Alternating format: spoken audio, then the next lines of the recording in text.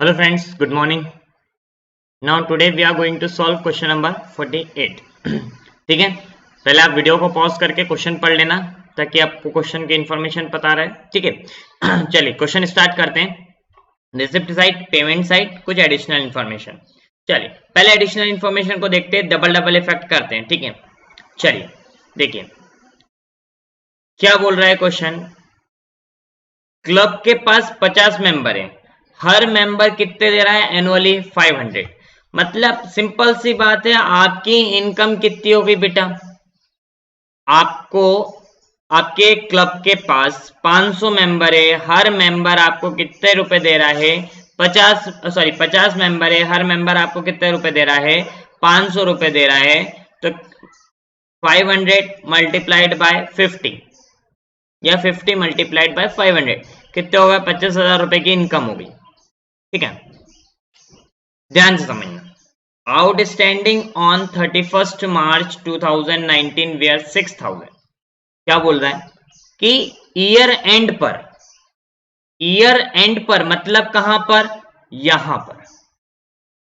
ये रहा आपका ईयर एंड. ठीक है, इस ईयर के एंड पर, ठीक है, ईयर के एंड पर कितने रुपए, 6,000 रुपए आउटस्टैंडिंग है. मतलब 6,000 रुपए, ये अपन बाद में समझेंगे. ठीक है, अभी ये समझिए 6,000 रुपए आउटस्टैंडिंग है. तो 6,000 रुपए आउटस्टैंडिंग है मतलब कहां पे, क्लोजिंग पे. तो ये क्लोजिंग बैलेंस शीट की असेट्स हो गई. क्लोजिंग बैलेंस शीट के लिए क्या हो गई, असेट्स हो गई. ये आपके क्लोजिंग बैलेंस शीट में गए और आउटस्टैंडिंग सब्सक्रिप्शन आपने डाल दिया कितने का, 6,000. आई होप आप लोगों को समझ में आया होगा. ठीक है, चलिए आगे देखिए. ऑन 31 मार्च 2020 मतलब कब की बात कर रहा है, ईयर एंड की. ठीक है, ईयर एंड की. Salaries outstanding were 2,000. Salaries outstanding were 2,000. ठीक है, तो 2,000 रुपये सैलरी आउटस्टैंडिंग है. तो सैलरी अगर 2,000 रुपीज आउटस्टैंडिंग है तो इसके डबल इफेक्ट देखें.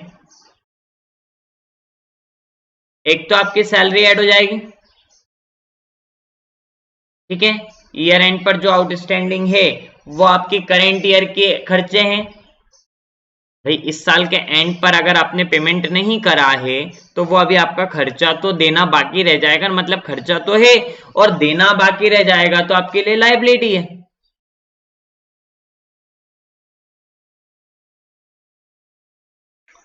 ठीक है, समझ में आया.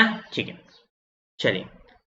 Salaries paid in the year ended 31 March 2020 include 6,000 for previous year. ध्यान से समझिए, इसमें 6,000 रुपए में पिछले साल की भी सैलरी इंक्लूडेड है. कितने की, 6,000 रुपए की. तो इसका मतलब ये कि इस साल जो पे ऑफ करा है कितने रुपए का, 28,000 का. मैं पहले क्लियर कर देता हूं, आपको समझ में आ जाएगा.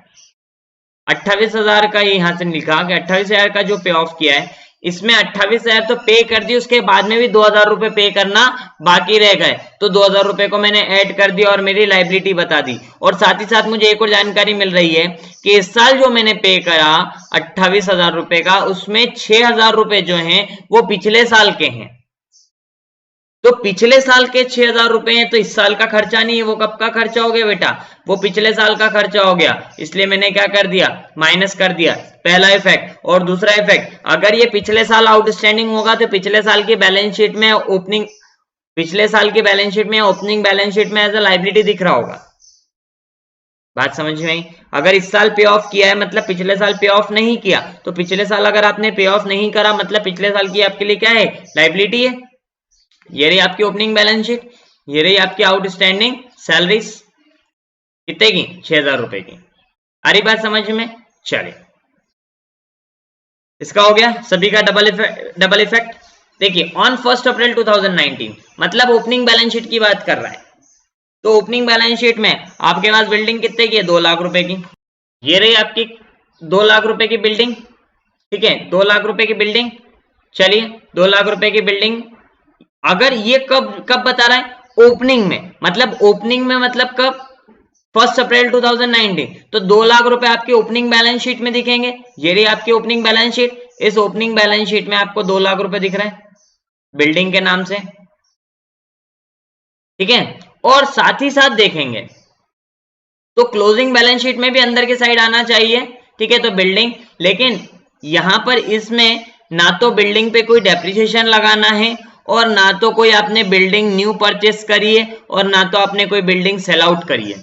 इसलिए जो ओपनिंग में थी वैसे की वैसे आपकी कहां रहेगी? क्लोजिंग में भी रहने वाली है, ठीक है। आगे बात समझ में?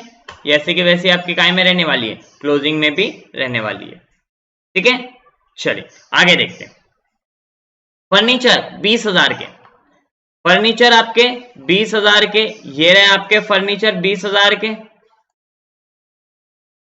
और ये आपके क्लोजिंग बैलेंस शीट में जाएंगे और इसमें कुछ एडजस्टमेंट होना बाकी है, ठीक है। अब इस पे कुछ एडजस्टमेंट होना बाकी रह जाएंगे, ठीक है। ये आपके ओपनिंग 20,000 के थे, इसमें कुछ परचेस करेंगे, कुछ डेप्रिसिएशन लगाएंगे, जो भी होगा सब अपन यहां पर देखेंगे। चलिए ये हो गया, आगे चलते हैं। बुक्स आपके पास 20,000 की, ये opening balance sheet, opening balance sheet में आपकी बुक्स कितने की? आपके पास 20,000 की, और आपके पास यहां पर भी 20,000 की बच जाएगी। इसमें ये ओपनिंग बुक्स है आपके पास 20,000 की, इसमें कुछ एडजस्टमेंट होना बाकी रह जाएंगे, ठीक है। चलिए आगे चलते हैं। डेप्रिसिएशन लगाना है फर्नीचर पे 10% का। तो देखिए पहले ये देख लें कि कोई फर्नीचर इस साल परचेस तो नहीं करें, नहीं है। तो जो क्लोजिंग डेट पर जो फर्नीचर है उस पे 10%, ये रहा फर्नीचर, फर्नीचर पे 10%, 2,000 रुपए, ठीक है। फर्नीचर पे 10% कितना हो गया? 2,000 रुपए, ठीक है। पहला इफेक्ट। दूसरा इफेक्ट डेप्रिसिएशन ऑन फर्नीचर, ठीक है। इसको कैलकुलेट करके लिख देते बाहर, 24,000, 28,000, 2,000 और 6,000, ठीक है। इसका कैलकुलेशन 24,000 आ गया। चलिए आई होप समझ में आ रहा होगा। अब हमारे एडजस्टमेंट सभी हो गए खत्म, ठीक है। एडजस्टमेंट हमने कंप्लीट कर लिया। अब फटाफट चलते हैं इस पे। देखिए सब्सक्रिप्शन, सब्सक्रिप्शन बहुत ध्यान से समझिएगा। सब्सक्रिप्शन का फंड देखिए बेटा, इस साल आपको मिले हैं 29,000, कितने रुपए? 29,000। इस 29,000 में करंट ईयर के कितने हैं? 20,000। देखिए ये आपके पास इंफॉर्मेशन गिवन थी इसलिए आपने डायरेक्ट इनकम निकाल ली, नहीं तो आपको यहीं से निकालना पड़ता, ठीक है। तो अभी फिलहाल में इनकम की तो हमारी बात हो गई खत्म, क्योंकि हमारे पास हमें पता है कि 50,000 इंटू 50 यहां से, ठीक है। अभी हमारे पास क्वेश्चन है, हमें डायरेक्ट इन्फॉर्मेशन दी हुई है इनकम की। तो अभी चलो इस पे चलते हैं। देखिए आपका टोटल कितने का है? 29,000 रुपए आपको क्या मिले हैं?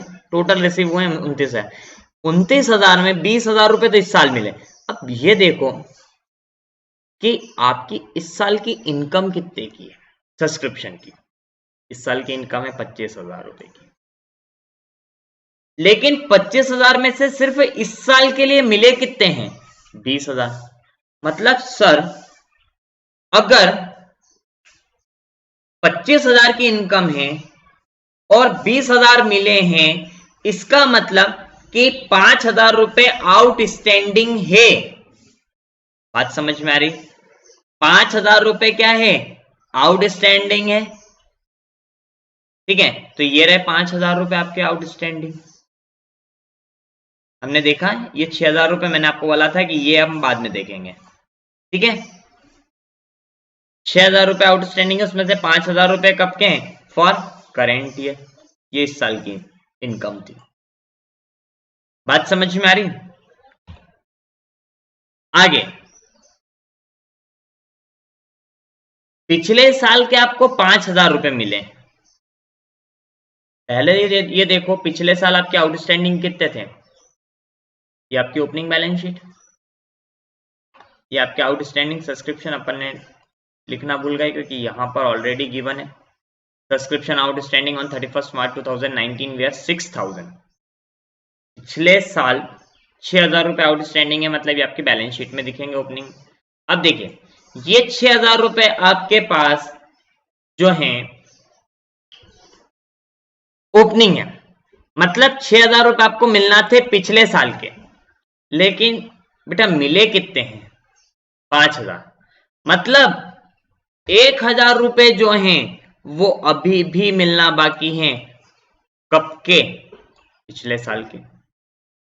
इस 6,000 में से क्वेश्चन आपको इंफॉर्मेशन दे रहा है कि 5,000 रुपए मिल गए पिछले साल के, ये रही इंफॉर्मेशन। मतलब 6,000 में से 5,000 मिल गए हैं तो 1,000 अभी मिलना बाकी है। और ये 5,000 की इंफॉर्मेशन आई कि 20,000 रुपए, 25,000 मिलने थे लेकिन 20,000 मिले, इसलिए आउटस्टैंडिंग कितने के रह गए? 5,000 के। अगर आपको क्वेश्चन ये वाली इंफॉर्मेशन नहीं भी देता तो भी निकल कर आ जाती। ये इंफॉर्मेशन उसने यहां पर दी हुई है, ठीक है। Subscription outstanding on 31 March 2016 were 6,000। ये इंफॉर्मेशन आपको यहाँ पर क्वेश्चन ने दी हुई है। अगर बाय चांस क्वेश्चन ये इंफॉर्मेशन नहीं भी देता तो भी क्वेश्चन कंप्लीट था, क्योंकि आप इंफॉर्मेशन को यहां से निकाल सकते थे। आगे ऐसे क्वेश्चंस आएंगे जिसमें हमें यहीं से निकालना पड़ेगा। बात समझ में आ रही है? ठीक है। तो ऑलरेडी हमने इसका इफेक्ट कर दिया है। अब देखिए, अब नेक्स्ट ईयर के लिए आपको कितने मिल चुके हैं? 4,000। तो नेक्स्ट ईयर के लिए अगर आपको 4,000 मिल चुके हैं तो ये आपके लिए लाइबिलिटी बन गई है, ठीक है, एडवांस सब्सक्रिप्शन, ठीक है। आगे चलते, हायर ऑफ ग्राउंड, आपने ग्राउंड किराए पर दिया